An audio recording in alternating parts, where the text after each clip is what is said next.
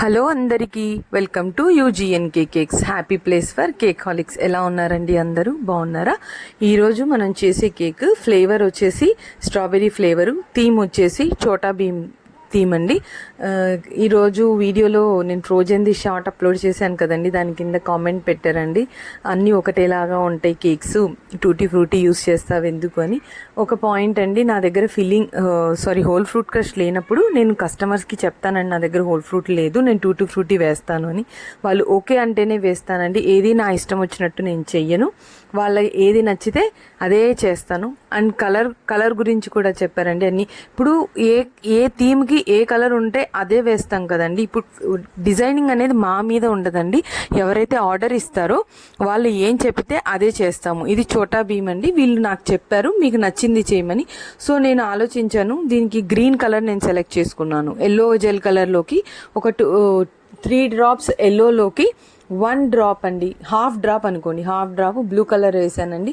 అలా మిక్స్ చేస్తే ఈ కలర్ వచ్చింది. నేను కోకోమెలన్ థీమ్ కేక్ అప్లై చేశాను, అందులో ఆ కలర్ మిక్సింగ్ మీకు చూపించాను.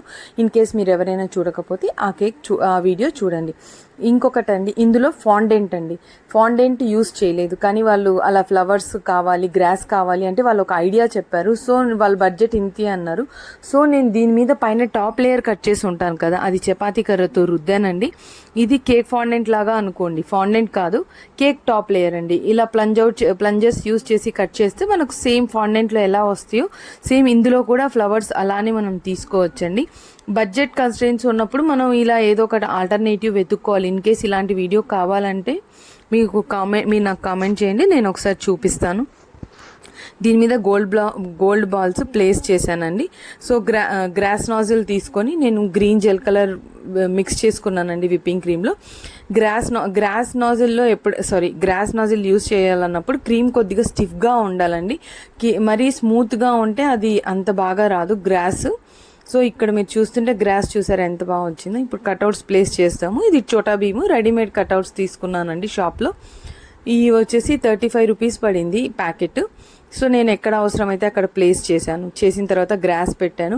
సో నేను ప్లంజ్ అవుట్ చేసుకున్నాను కదండి ఫ్లవర్స్, అవి అక్కడ ప్లేస్ చేశానండి. సో మీరు చూసేవాళ్ళు నన్ను అర్థం చేసుకోండి.